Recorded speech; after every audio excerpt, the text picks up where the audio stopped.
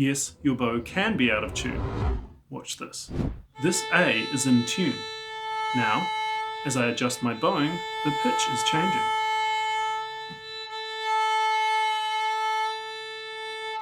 Let's look at what makes this happen, how to fix it, some specific challenges for double stops, some general tips, and one surprising sound killer that no one thinks about. Why does this happen? You bow out of tune by squashing the string in, causing that constricted sound that nobody wants to listen to. The most obvious way to do this is by putting too much bow weight into the string. But more importantly, you can also cause it by being too slow with your bow or playing too far away from the bridge. Let me demonstrate all three examples. Good sound, too much bow weight, squashed. Good sound, slowing bow, squashed. Good sound, too close to the fingerboard, squashed.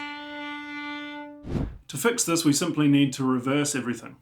Squashed, less bow weight, good sound. Squashed sound, faster bow, good sound. Squashed, closer to the bridge, good sound. Double stops are particularly challenging because you have to have the same weight on both strings, and if you press harder on one string than the other, then that note will usually end up flatter, therefore the whole double stop sounds out of tune. This is in tune. Now I'm squashing the D string. And now the A.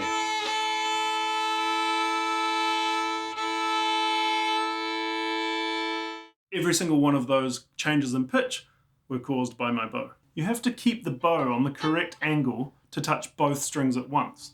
And what happens if our arm sort of gets a bit off course, we end up losing one of the strings, and the reflex is to then press harder because it pushes one of the strings down, and then you get two strings again, but you end up squashing one of the strings and then it sounds really out of tune. This is especially problematic if you're tuning your open strings.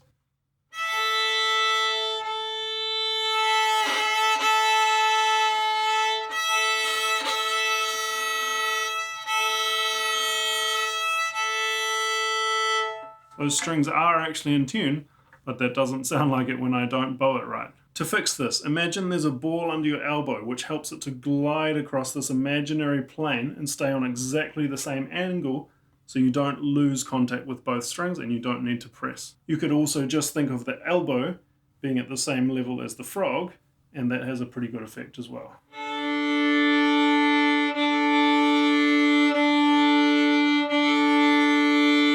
Here are a few tips. Old strings are really easy to squash compared to new strings, so if you're really struggling with this, it might be time for a new set. Relaxing your bow hold and your neck and shoulders can also help avoid squashing the sound. You need to be aware that the higher your fingers go up the fingerboard, the easier it is to squash, and you have to compensate with either more bow or closer to the bridge. And that brings me to this sneaky problem that catches some people out. I've had a lot of students who are really confused as to what's going wrong here. And that is the fact that when you play, say, a first finger to a fourth finger, you are going higher up the fingerboard. So what worked with the bow on the first finger might actually not work with the fourth finger. So I'll give you a demonstration. If I play this C beautifully, and then I'm going to move to a fourth finger and not change anything with my bow. Let's see what happens. Right? It's squashed because that's higher up the fingerboard, I need to use a bit more bow to make it sing.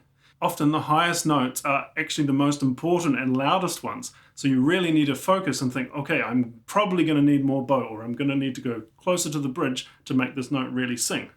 So check for your relaxed bow hold, neck and shoulders, and then you've got three ways to fix any bowing that's out of tune. You can speed up the bow, you can play closer to the bridge, or if you need, you can release some weight from the bow. Now, of those three options, I think the most important and the most difficult is controlling that contact point, how far you are from the bridge. So check out this video to learn to steer your bow to whatever contact point you want.